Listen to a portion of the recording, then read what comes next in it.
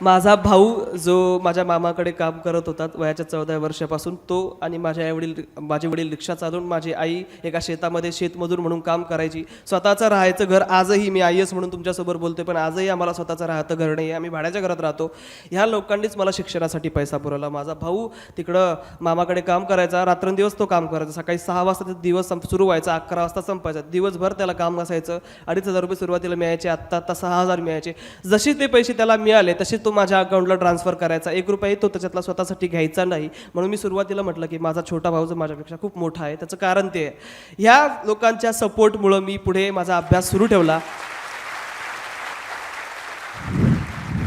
Financial stability बऱ्यापैकी आली होती. पुण्यामध्ये शिरलो मी. आमच्या कॉलेजचा 12वीचा आर्ट्स, सायन्स आणि कॉमर्समध्ये इंग्रजीचा टॉपर होतो परीक्षा पद्धतीमध्ये. पण माझं इंग्लिश खूप वाईट होतं, प्रचंड वाईट होतं. मी BA इंग्लिशमधून करण्याचा निर्धार केला होता, पण माझं इंग्लिश खूप वाईट होतं. मी एक किस्सा नेहमी सांगतो माझ्या भाषणामध्ये की पहिल्यांदा मी पुण्यासाठी निघालो होतो. आता त्यात गंमत अशी की आमच्या म्हणजे माकडापासून उत्पत्ती झाली ते आतापर्यंतच्या आमच्या जनरेशनमधला मी पहिला 10वी पास, पहिला 12वी पास आणि आता पहिला ग्रॅज्युएट आहे. अशा वाईट परिस्थितीमध्ये मी पुण्यात जाणार होतो. कसलंही वातावरण नव्हतं.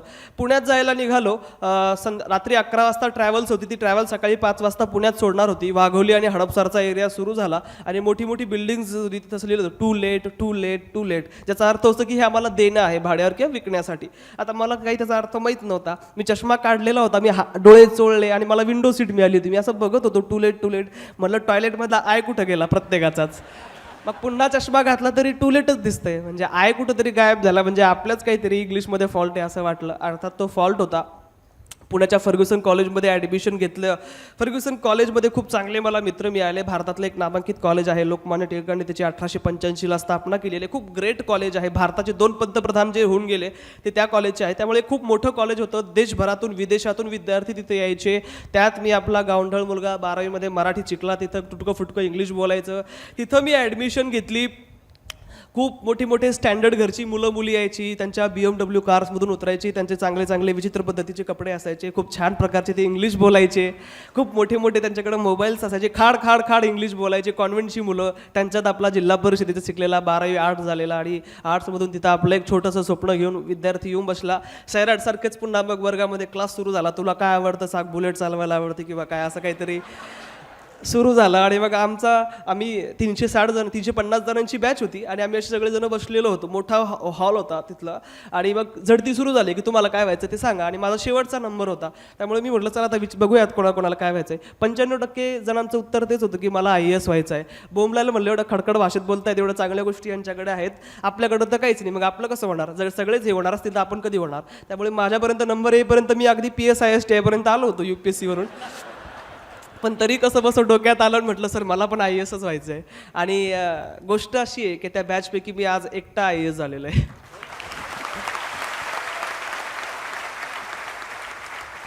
खूप चांगले मित्र मला फर्ग्युसन कॉलेजमध्ये मिळाले. खूप चांगलं वातावरण झालं. आम्ही अभ्यास सुरू केला ग्रुपमध्ये. माझ्या आयुष्यामध्ये आर्ची नसली तरी सल्ले आणि लगड्यासारखी खूप चांगली मला मित्र लाभली. त्याच्या माध्यमातून माझा आणखी जोरात अभ्यास सुरू झाला. खूप चांगला अभ्यास केला. फर्स्ट इयर संपलं. फर्स्ट इयरला मी कॉलेजचा हिरो होतो. कॉलेजच्या मॅगझिनमध्ये माझ्या कविता यायच्या, माझ्या गोष्टी यायच्या, माझा फोटो आला होता. त्यामुळे फर्ग्युसन कॉलेजमध्ये मी रुळलं होतं. माझं इंग्लिश मी इम्प्रूव्ह करायला सुरुवात केली होती. मला माझा विकनेस माहीत होता, त्याच्यावर मी काम केलं. माझं इंग्लिश मी इम्प्रूव्ह केलं होतं. फर्स्ट इयर माझं झालं आणि मग मी विचार सुरू केला की मी ज्या कारणासाठी पुण्यामध्ये आलो, फर्ग्युसनमध्ये आलो, म्हणजे UPSC करण्यासाठी, IAS होण्यासाठी, त्याच्यामध्ये मी 1 वर्षात काय मिळवलं? माझ्या अर्थात उत्तर अर्थात 0 असं होतं. त्यामुळे मी ठरवलं की आता आपण पूर्ण वेळ UPSCची तयारी करायची. कॉलेज आणि मित्र थोडंसे बाजूला ठेवून आपण जास्तीत जास्त UPSCकडे फोकस करायचा. आणि मग मी जुलैच्या एका क्लास जॉईन केला आणि तिथून मग अभ्यास सुरू केला. त्यातही फार गमती जमती व्हायच्या. माझ्या आयुष्यामध्ये ज्या निगेटिव्ह गोष्टी त्या मी फार गमती जमतीने घेतलेल्या आणि मी तुमच्यासमोर त्या गमती जमतीनंच सांगतोय. असा तो कोचिंग क्लासचा वर्ग 200-250 मुलं तिथं भरलेली होती. मी यायचो. वयाच्या 19व्या वर्षी मी तो क्लास जॉईन केला होता. खूप छोटा मी दिसायचो, कारण 29, 30, 27, 28 असे वयाची मुलं तिथं असायची तयारी करायला. मी खूप छोटा वाटत होतो त्याच्यामध्ये. त्यामुळे मी असं मागणं चालत असं पुढे यायचो. सगळेजण माझ्याकडे असे कौतुकानं बघायचे. काही जण असे चिडवण्याच्या याच्यामधले असे वेगळंच विचित्र असं हास्य करायचे. म्हणजे तुम्ही जर द जंगल बुक बघितला असेल हिंदीमधला, तर त्यात तो मोगली हरवतो बघा जंगलामध्ये, आणि तिथं काय येते, तो नाग येतो मोठा, आणि ती विचारते प्रियंका चोप्रा त्या मोगलीला की ए नन्ही सी जान इस घने जंगल में तुम कैसे आए. तसंच त्यांचा उल्लेख असायचा की हा कशाला आला असेल बिचारा एवढ्या लवकर इथे. पण मी खूप पॉझिटिव्ह होतो माझ्या आयुष्यामध्ये. मला कळलं होतं की माझी स्पर्धा ह्या 250-300 किंवा देशभरातील 4.5 लाख विद्यार्थ्यांशी नाही आहे. माझी स्पर्धा स्वतःशी आहे. माझ्यामध्ये काही दोष आहे, त्या दोषावर मला बात करायची आहे. ती जर मी करू शकतो तर मी IAS होऊ शकतो. हे ध्येय मी समोर ठेवलं. क्लासमध्ये खूप चांगल्या प्रकारे मी संबंध प्रस्थापित केले शिक्षकांशी. चांगला सेकंड इयरला अभ्यास केला. थर्ड इयरला असताना मी प्रॅक्टिस सुरू केली. 4.5 लाख विद्यार्थी पूर्वपरीक्षा जनरली दरवर्षी देत असतात, म्हणून मला माझा पहिला प्रयत्न होता. माझी स्पर्धा खूप मोठ्या लोकांशी होती, ज्यांनी 4-4, 5-5 अटेम्प्ट दिली होती, इंटरव्ह्यू दिले होते. मी पहिल्यांदाच वयाच्या 21व्या वर्षी परीक्षा देणार होतो, त्यामुळे मला जास्त अभ्यास करणं गरजेचं होतं. म्हणून मी 9 महिने आधीच नोव्हेंबरपासून, म्हणजे ऑगस्टमध्ये पूर्वपरीक्षा होती, नोव्हेंबरपासून मी पूर्वपरीक्षेचा अभ्यास चालू केला. खूप छान अभ्यास केला. ग्रुपमध्ये आम्ही अभ्यास करायचो, प्रचंड अभ्यास केला. पूर्वपरीक्षा दिली. पूर्वपरीक्षाचाही माझा असाच इंटरेस्टिंग किस्सा आहे की पूर्वपरीक्षेच्या 1 दिवस आधी मी अजय देवगणचा दृश्यम बघायला गेलो होतो. मला मूवीज बघायला आवडतात, पण बाकीचे जण खूप टेन्शन घेऊन अभ्यास करत होते. सकाळी 7 वाजता मी सेंटरला पोहोचलो. करण्यासाठी काहीच नव्हतं, म्हणून मित्राच्या मोबाईलमधला डर्टी पिक्चर बघत होतो आणि माझ्या बाजूला एक मुलगा बसून इंडियन पॉलिटी वाचत होता, लक्ष्मीकांतचं. मी खूप चिल होतो, कारण 9 महिने मी खूप चांगला अभ्यास केलेला होता. त्यामुळे मला पूर्वपरीक्षा चांगली गेली. ऑक्टोबरमध्ये बॉम्ब पडला याच्यासाठी म्हणतोय, ह्या एक्झामचं रिझल्टचे डेट कधीच देत नसतात, कधीतरी मध्येच ती डेट टाकून देतात. तो बॉम्ब पडला सप्टेंबर-ऑक्टोबरमध्ये. माझ्या मित्राने, उमेश नाव आहे त्याचं, त्याने मला ते रिझल्ट कळवला. रिझल्ट लागायचा त्या दिवशी मी आणि माझा मित्र, आमची एक हाऊसिंग सोसायटी होती पुण्यातली, ती संध्याकाळी खूप सुंदर दिसायची, त्यामुळे आम्ही खूप फिरत होतो तिथं. आणि तिथं मला त्या मित्राचा फोन आला आणि त्याने सांगितलं की अन्सर, कॉंग्रॅच्युलेशन्स, तू पूर्वपरीक्षा पास झालेला आहेस. माझ्यासाठी ही गोष्ट खूप मोठी होती. त्याची 2 कारणं आहेत. एक कारण म्हणजे 3 वर्ष पुण्यामध्ये मी जो संघर्ष करत होतो त्यातून मला फळ ॲज सच काही मिळालेलं नव्हतं. मी फक्त कर्मच करत होतो, पण फळ मला काही मिळत नव्हतं. दुसरी गोष्ट अशी होती की आमच्या गावामध्ये माझ्याबद्दलच्या खूप साऱ्या गोष्टी पसरल्या होत्या. तर ती पहिली गोष्ट ही होती की मला पुण्यामध्ये एक ब्राह्मीण मुलगी आवडली आणि आमच्या दोघांचं लग्न झालेलं आहे. दुसरी गोष्ट अशी होती की जेव्हा कधी, म्हणजे सरांनी सांगितलं की गावकऱ्यांना जास्त प्रेम असतं आपल्यावर, गावकऱ्यांना जास्त चिंता लागलेली असते आपल्या रिझल्टची. ज्यावेळेस मी गावात जायचो, कधीतरी 5-6 महिन्यातून एकदा जायचो मी, पकडायचे असे सगळेजण दिसला की अजून किती दिवस, हा त्यांचा प्रश्न असायचा. त्यांना असं वाटायचं की 4 वर्ष जसं इंजिनिअरिंग केलं की इंजिनियर होता येतं, तसं हे काहीतरी कलेक्टरचं असेल की 3 वर्ष करा आणि कलेक्टर व्हा. त्यामुळे सगळ्यांना सांगून नाकी 9 यायचं. त्यामुळे मी ठरवलं की आता यांना भेटायलाच नको आणि बोलायलाच नको. मग मी काय करायचो की 11 वाजता ट्रॅव्हल्स असायची, 6 महिन्यातून एकदा यायचं, सकाळी 5 वाजता गावात सोडायची. 5 वाजता सगळं गाव झोपलेलं असायचं, कोणालाच दिसायचं नाही. 2 वर्षात घरात कोडून राहायचं, खायचं प्यायचं, सगळ्यांनी भेटायचं. 11 वाजता पुन्हा ट्रॅव्हल्स असायची जालन्यावरनं, 11 वाजता सगळं गाव झोपलेलं असायचं, पुन्हा पुण्याला निघून जायचं.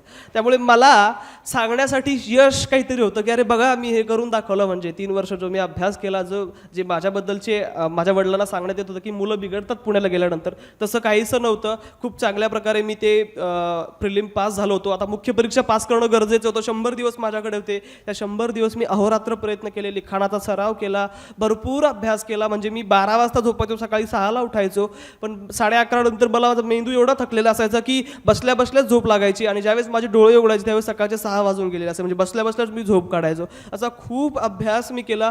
मुख्य परीक्षा दिली. मुख्य परीक्षेचा अनुभवही चांगला होता. 3 तास लिखाण, 4000 शब्द, 20 प्रश्न, त्याच्यानंतर 2 तासाचा गॅप, पुन्हा 3 तास लिखाण, पुन्हा 4000 शब्द, असे दिवसामध्ये 6 तास लिखाण, 8000 शब्द, असे 2 पेपर सोडवावे लागायचे. पुन्हा दुसऱ्या दिवशी उठून पेपर द्यावा लागायचा, म्हणजे रेस्ट घ्यायला काही वेळ भेटायचा नाही.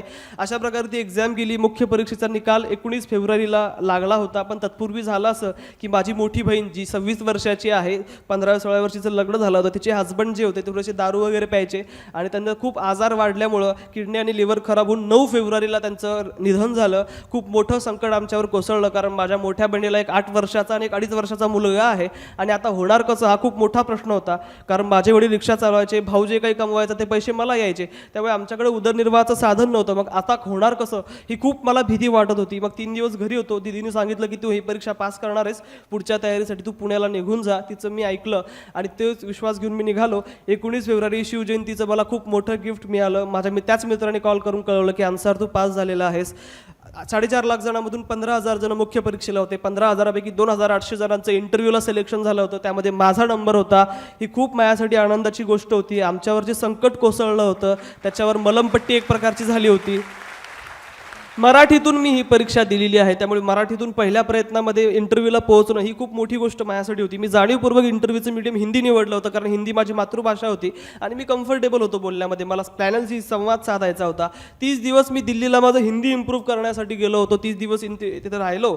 7 एप्रिलला माझा इंटरव्ह्यू होता. 3:30 वाजलेले होते. तिथं खूप प्रेशर असतं, सरांना चांगल्या प्रकारे माहिती आहे. सगळे CISFचे जवान असे गन घेऊन मोठ्या मोठ्या AK-47 घेऊन उभे असतात. आपल्या आयुष्यातला सगळ्यात महत्त्वाचा दिवस असतो, ज्या दिवशी आपण आपले केस कसे ठेवायचे, पायाचा लेस कसा बांधायचा, कसे कपडे घालायचे, हा खूप महत्त्वाचा दिवस असतो. 275 मार्काचा इंटरव्ह्यू असतो. सगळ्यात महत्त्वाच्या दिवशी मी तिथं गेलो. त्या दिवशी मी खूप छोटा वाटत होतो त्यांपेक्षा, सूट घातला असला तरी. त्यामुळे सगळ्यांना असं वाटत होतं की हा इंटरव्ह्यू द्यायला आलाय का याचा कोणीतरी काका इंटरव्ह्यू द्यायला आलाय असं वाटत होतं. तरी देखील कॉन्फिडन्स ठेवून त्या हॉलमध्ये शिरलो. खूप एन्झायटी थोडी वाढायला लागली होती, हार्टबीट्स वाढायला लागल्या होत्या. 3:30 वाजता माझा इंटरव्ह्यू सुरू होणार होता. तो पिऊन आला आणि तो मला म्हटला, अन्सार शेख कोण आहे? मैंने कहा सर मैं हूँ. चलो अब आपका नंबर लगने वाला है. म्हटलं हा असं बोलतोयस का, बकऱ्याला कापायला घेऊन चालले? एवढे महत्त्वाचे दिवस आणि अशा प्रकारे बोलतोय. तरी घाबरत घाबरत उठलो. PK जोशी नावाचं मला पॅनल होतं त्या सरांचं. हिंदीमध्ये माझा इंटरव्ह्यू सुरू झाला. पहिलाच प्रश्न होता की young man what is your age? तुम्ही 22 वर्षाचे आहात का? म्हटलं नाही सर, मी फक्त 21 वर्षाचा आहे. हे बघून ते शॉक झाले होते, खूप आनंदित झाले होते, कारण 21व्या वर्षी त्यांचीच मुलं काय करत असतात त्यांना माहीत नव्हतं. तिथपर्यंत मी पोहोचलो होतो. त्यामुळे खूप आनंदाची गोष्ट. अर्धी लढाई तिथं जिंकून झाली होती त्या वयाच्या फॅक्टरमुळं. मग आता अर्धी लढाई आपल्या उत्तराची होती. 2 प्रश्न माझ्या इंटरव्ह्यूचे खूप गाजले आणि ज्यांना मला खूप चांगले मार्क्स मिळवून दिले. मला 199 मार्क्स आहेत 275 पैकी, खूप जास्त मार्क्स आहेत. त्याची कारणं बघा. विचारलं की मुस्लिम युवकांचं एवढं रॅडिकलायझेशन का होतं ना, आपण बघतो. मी मुस्लिम असल्यामुळे मला मुस्लिम प्रश्नांची माहिती पाहिजे, म्हणून त्यांनी मला विचारलं, बघूया त्याला माहितीकडे. मग 6-7 कारणं सांगताना एक वहाबिझमचा उल्लेख केला. मग विचारलं वहाबिझम काय असतं? मग ते उत्तर देताना शिया सुन्नीचा उल्लेख केला. त्यांना असं वाटलं की हा सुन्नींना क्रिटिसाइज करतोय, टीका करतोय, म्हणजे मे बी हा शिया मुस्लिम असेल. म्हणून त्यांनी मला लाईटली विचारलं की तू शिया मुस्लिम आहेस का सुन्नी मुस्लिम आहेस? त्यावेळेस म्हटलं सर मी इंडियन मुस्लिम आहे, बाकीच्या गोष्टीवर विश्वास नाही आहे माझा. 21 वर्षाच्या मुलाकडून हे उत्तर त्यांना अपेक्षितच नव्हतं. त्यामुळे ते शॉकही झाले आणि आनंदीय झाले. नंतर मग शेवटी पॅनल मेंबरने मला विचारलं की अन्सार तुला 10वीला जास्त मार्क्स होते आणि 12वीला जास्त होते आणि 10वीला कमी होते, असं का झालं? म्हटलं सर वेगवेगळी कारणं दिली. म्हटलं की संस्कृत सारखा स्कोरिंग सब्जेक्ट होता, मॅथ सायन्स नव्हतं. मग संस्कृतमध्ये 100 पैकी 100 पडले होते म्हणे. मी म्हणालो, मग ते म्हणे अरे मला पण 100 पैकी 100 पडले होते. मग म्हणे कसं काय पडले तुला? म्हटलं सर रट्टा मारला होता. आमच्याकडे तेच चालत असतं, कारण तुम्हाला जर कुठेतरी ॲडमिशन घ्यायचं असेल तर रट्टा मारा, अभ्यास करा, डोळे झाकून. मी तेच केलं. ते म्हणले अरे मी पण रट्टाच मारला होता. म्हणजे मी प्रामाणिकपणे ते उत्तर दिलेलं होतं जे होतं ते. त्याच्यानंतर ते मला म्हणाले की अन्सार सांग, टू गो जाणे याला इंग्लिश संस्कृतमध्ये कोणता शब्द आहे? मग मला माहित होतं बुद्धम शरणम गच्छामी. म्हटलं सर गच्छ. मग म्हणे त्याचं भूतकाळ वर्तमान काळ आणि भविष्यकाळ सांग. म्हटलं सर रट्टा मारला होता त्यामुळे आता काय आठवत नाही. मग म्हटलं सर एक आठवतो गच्छामी. ते म्हटले त्याचा काय अर्थ? म्हटलं सर मी जातो, बुद्धम शरणम गच्छामी, मी बुद्धाला शरण जातो. म्हटलं मी जातो असा अर्थ होतो. मग ते म्हणले एखादा श्लोक आठवतो का? म्हटलं सर आठवतो, सांगू का? ते म्हटले नको राहू दे, आता येत असेल तर ते कशाला विचारणार. त्यामुळे ते म्हटले की अन्सार तुझा इंटरव्ह्यू झाला आणि तुझ्या पुढच्या वाटचालीस आम्ही तुला खूप खूप शुभेच्छा देतो. आता हा इंटरव्ह्यू तर संपला होता माझा, पण याच्यावेळेस असंच तर मी वाट बघत होतो की कधी म्हणतात तू जाऊ शकतो. मी त्याच्याकडे असं हसत हसत बघतोय. म्हणजे प्रोटोकॉल असतो की थँक्यू म्हणायचं, हॅव अ नाईस डे म्हणायचं, आपण निघायचं. पण मी त्यांच्याकडे हसत हसत बघतोय. मग बाजूचा मेंबर म्हणला अन्सार नाव गच्छामी गच्छामी, तू जाऊ शकतोस म्हणून. खूप मोठा जोक झाला आणि खूप चांगले मार्क्स मला त्या इंटरव्ह्यूमधून मिळाले. आता बॉम्ब पडणार होता 9 किंवा 10 मेच्या दिवशी. पुन्हा बॉम्ब पडणार अशी चर्चा होती की 9 किंवा 10ला हिरोशिमा किंवा नागासाकी आपलं होऊ शकतं. त्यामुळं मी आता त्या दिवशीची खूप वाट बघत होतो. 9 तारखेला माझ्या रूमपासून मी पुण्याला राहायचो, तिथून 10 मिनिटाच्या अंतरावर एक सायबर कॅफे होता. तिथं सकाळी 10ला जाऊन बसलो. 10 ते 4 वाजेपर्यंत इंटरव्ह्यू रिझल्टची वाट बघितली. एक मिनिटं इनटॉलरेबल माझ्यासाठी होता, तरी काही रिझल्ट लागला नाही. मला खूप भूक लागली होती, झोप येत होती. म्हटलं चला उद्या 100% लागेल, गड्ड्यात गेलं सगळं, जाऊन झोपू, जेवू आणि उद्या सकाळी येऊ. गेलो, थोडंसं काहीतरी खाल्लं, पण झोप कशाची यायली, कारण उद्या 100% रिझल्ट लागणार असं वाटत होतं. अतिशय मला अजिबात झोप आली नाही. पुन्हा 10 वाजता सायबर कॅफेत गेलो. ताप चढला होता दरम्यानच्या काळात, डोळे खूप कमकुवत झाले होते, डोळ्यामधून आपोआप पाणी यायला लागलं होतं. एक मिनटं माझ्या हार्टबीट्स धाड वाढत होत्या. 10 ते 4 वाजेपर्यंत बसलो, बोंबलायला काही रिझल्ट लागला नाही. म्हटलं आता जाऊ द्या, सोडा, सगळं गेलं गड्ड्यात. ते म्हणजे सैराटमध्ये आहे ना की जिंदगी की ये रीत है, हार की बात जीत है, तसं म्हटलं काहीतरी आपलं होईल, आपण जाऊन बसू रूमवर. आणि मी 5च मिनिटं त्या सायबर कॅफेवरून चालत गेलो आणि माझ्या त्याच मित्राचा मला कॉल आला की अन्सार कॉंग्रॅच्युलेशन्स, तू सिलेक्ट झालेला आहेस म्हणून. देशामध्ये देशामध्ये मी 361वा होतो. मी तर देवाला ही प्रार्थना करत होतो की देवा मला शेवटचा काय होईना पण येऊ दे, मला त्या लिस्टमध्ये येऊ दे. कारण माझ्यावर खूप संकटं कोसळलेली होती. मला फेल्युअर अफोर्डेबल नव्हतं. मला पास होणं, स्टेबल होणं गरजेचं होतं. कुटुंबियाची परिस्थिती खालावत होती. त्यामुळे 361वा रँक माझ्यासाठी खूप आनंदाचा होता. ओबीसीमध्ये असल्यामुळे मला IAS मिळणार होतो. त्यामुळे मी खूप खुश होतो. आणि बाकीच्या सगळ्या गोष्टी मग तुम्ही न्यूज चॅनल्सवरून आणि इतर गोष्टीकडून तुम्ही बघितल्या असेल. अशा प्रकारे एक संघर्षाचा तो शेवट झाला. आता दुसरा संघर्ष आता माझा ट्रेनिंग नंतर सुरू होणार आहे. तोही मी पेलावेल. पण तो संघर्ष तिथं संपला. वडिलांना पहिला कॉल केला की अब्बा मैं कलेक्टर बन गया. वडील रिक्षा चालवत होते. मग रिक्षाचा आवाज येत नव्हता. म्हणला काय, मला आवाज येत नाही, मी नंतर फोन करतो. म्हणजे एवढा महत्त्वाचा दिवस बोंबलायला आणि त्या दिवशी ऐकायला येणार. ठीक आहे. मग आईला फोन केला, सगळ्यांना सांगितलं. खूप सगळे आनंदी झाले. आपोआप डोळ्यातनं पाणी यायला सुरुवात झाली. खूप आम्ही खुश झालो. आणि एकंदरीत त्याच्यानंतरचं माझं आयुष्य 360च्या अँगलमध्ये बदललं. आज तुम्ही मला ऐकताय त्याबद्दल मी तुमचा आभारी आहे. तुमचं मला खूप प्रेम मिळालं. काय शिकायला मिळतं माझ्या या प्रवासातून, आपल्याला काय शिकायला मिळतं? एक गोष्ट, कुठलीही परीक्षा पास करणं अवघड नसतं, कधीच अशक्य कधीच नसतं. ते आपल्यावर डिपेंड करतं. परीक्षा आपल्याला नेहमी पास करण्यासाठी घेतलेली असते. जर आपण नापास होत असतो तर मला असं वाटतं की कुठंतरी आपणच कमी पडत असतो. असं बोललं जातं नेहमी की मराठी माध्यमातून आपण परीक्षा पास करू शकत नाही. मी मराठी माध्यमातून ती परीक्षा दिली होती. गरिबाची मुलं, रिक्षाचालकाची मुलं, गोरगरिबाची मुलं होऊ शकत नाही. आम्ही सगळ्यांनी ते सिद्ध केलं की आम्ही ते करू शकतो. ही परीक्षा पास करायची असेल तर प्रिन्स दादासारखी परिस्थिती असायला हवी असंही काही नव्हतं. ओळखही माझी कोणाशी नव्हती. खूप गरीब घरातून मी जन्मलो होतो. त्यामुळे तेही मीच मी तोडण्याचं काम केलेलं आहे. ओळख लागतो, वशिला लागतो, या सगळ्या गोष्टी माझ्याकडे नसतानाही मी ते केलं. त्यामुळे मी नेहमी सांगतो की माझ्या यशातून ते शिकण्यासारखं आहे की माझ्यासारखा एका सर्वसामान्य कुटुंबियामधला मुलगा जर वयाच्या 21व्या वर्षी पहिल्याच प्रयत्नामध्ये देशात 361वा येतो, ज्याच्या जनरेशनमध्ये कोणीच ग्रॅज्युएट नाही आहे. 1981ला आमचा जालना जिल्हा तयार झाला. तिथून आत्तापर्यंतचा मी एकमेव जिल्हाधिकारी IAS आमच्या जिल्ह्यामधला एकमेव अधिकारी झालेलो आहे. जर मी हे करू शकत असेल तर तुम्ही लोक ही का करू शकत नाही? तुमच्यामध्ये त्या सगळ्या क्षमता आहेत. पण त्यासाठी ज्या गोष्टी गरजेच्या सध्या गव्हाणे सरांनी सांगितल्या त्याच्यावर तुम्ही फोकस करण्याचं गरजेचं आहे. त्या गोष्टी काय या थोडक्यात 2 मिनिटात सांगतो आणि मी थांबतो, कारण मला माहिती आहे की मी खूप लांबवलेलं आहे माझं स्पीच. पहिली महत्त्वाची गोष्ट असते स्ट्रॉंग विल असणं गरजेचं, की काहीही झालं, कितीही अडचणी आल्या तरी मला हे करायचंच आहे. ती इच्छाशक्ती असणं खूप गरजेचं असतं. दुसरी गोष्ट पॉझिटिव्ह ॲटिट्यूड हवा आपल्या आयुष्यामध्ये, कारण अडथळे खूप असतात आपल्या गोष्टीमध्ये. आयुष्यामध्ये अंधार खूप असतो, पण आपण आयुष्यामध्ये नेहमी पॉझिटिव्ह, सकारात्मक असायचं असतं. कुठल्याही संकटाला, कुठल्याही ऑब्स्टेकलला आपण पॉझिटिव्ह घ्यायचं असतं. त्याच्यातून त्या चॅलेंजला आपण एक अपॉर्च्युनिटी म्हणून घ्यायचं असतं. आपल्याला जर कोणी दगड फेकून मारला तर तोच उचलून त्याला मारण्याऐवजी त्याच्यापासून आपला एखादा छोटासा महाल बनण्याचं कौशल्य आपल्याकडे असलं पाहिजे. त्यामुळे आपण आयुष्यात नेहमी पॉझिटिव्ह असलं पाहिजे. तिसरी गोष्ट अर्थातच हार्डवर्क करावा लागतो. 10, 11, 12 तास अभ्यास करावा लागतो. तेव्हा जाऊन कुठं इथं येऊन बसता येतं. फोकस देखील लागतो. नाहीतर मग 15 तास लायब्ररीमध्ये बसलाय आणि 5 तास अभ्यास केला आणि 10 तास तो किंवा ती इकडं बघत होती, तिकडं बघत होती, असं करूनही चालत नाही. मी लायब्ररीमध्ये बऱ्याचदा असं बघायचो. मी खूप लोकांच्या आयुष्यातला अडथळा आहे. दोघांचं जर प्रेम असेल तर त्यांच्यामधला मी नेहमी अडथळा आहे. लायब्ररीमध्ये बसायचो, मी मध्ये असायचो, इकडे एक मुलगा, तिकडे एक मुलगी, आणि मी एखाद्या पडद्यासारखं होतो. मग ते चिलमन म्हणतात त्याला, उर्दूमध्ये ती शायरी आहे की यहाँ चिलमन से हम जाके, वहाँ चिलमन से वो जाके, लगा दो आग चिलमन में, ना हम जाके ना वो जाके. हे अशी परिस्थिती असू नये. अभ्यास करायचा, तो क्वालिटीचाच अभ्यास करायचा, पूर्ण फोकस ठेवून तो अभ्यास केला पाहिजे. मी म्हणेल 12 तास करू नका, पण 10 तास करा, पण तो चांगला अभ्यास आपण करणं गरजेचं असतं. डेडिकेशन देखील या एक्झामिनेशनमध्ये सक्सेसफुल होण्यासाठी लागत असतं. आता 4थी रमजान ईद आहे. पुण्यावर गेल्यापासून मी फक्त 2दाच आमच्या फॅमिलीसोबत रमजान ईद सेलिब्रेट केलेली आहे. खूप कमी वेळ मी आमच्या घरच्यांसोबत व्यतीत केलेला आहे. अभ्यास मला करायचा असल्या कारणानं, त्यामुळे ते एक प्रकारचं डेडिकेशन, ती एक प्रकारची भक्ती गरजेची असते. आणि शेवटी म्हणजे कन्सिस्टन्सी असणं आणि आपल्यामध्ये पेशन्स असणं गरजेचं आहे. कारण माझ्यासारखा एखादा 21व्या वर्षी लागतो, काही जणांना 30-31 वर्ष उजाडतं, 5-5, 6-6 अटेम्प्ट द्यावे लागतात. खरा संघर्ष मला असं वाटतं की माझा नाही आहे, त्या लोकांचा आहे ज्यांनी 4-4, 5-5 वेळा हे अटेम्प्ट दिलेले आहेत. कारण खूप बोर होऊन जातो माणूस अभ्यास करून करून. 30-30 पुस्तकं 4-4, 5-5 वेळा वाचायची, खूप बोर होतं आपल्याला. असं असताना देखील ह्या लोकांनी ते केलं. ते संयम आणि ते सातत्याची ती खरी ओळख म्हणजे ती लोक आहेत. त्यामुळे ह्या सगळ्या गोष्टी जर तुम्ही करू शकत असाल तर मला असं वाटतं की तुम्ही एक्झामिनेशन क्लिअर करू शकता. आणि त्याच्यासाठी पुण्याला, दिल्लीला किंवा अमेरिकेला पण जायची गरज नाही आहे. ह्या गोष्टी जर तुम्ही इथं जळगावमध्ये राहून जर करणार असाल तर अर्थातच यश हे तुमचं आहे. शेवटी माझ्या ह्या यशाचं मला काय वाटतं, माझ्या काय भावना आहे त्या शब्दामध्ये व्यक्त करायचं असेल तर पुन्हा मी मूवीजकडे येतो.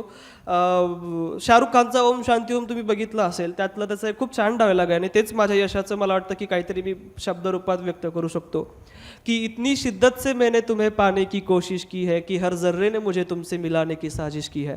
कहते हैं किसी चीज़ को अगर सच्चे दिल से चाहो तो सारी कायनात तुम्हें उससे मिलाने की कोशिश में जुट जाती है. तुम्हाला सर्वांना पुढच्या वाटचालीसाठी खूप खूप शुभेच्छा. मला बोलण्याची संधी दिली आणि एवढा वेळ ऐकून घेतला त्याबद्दल आभारी आहे. थँक्यू.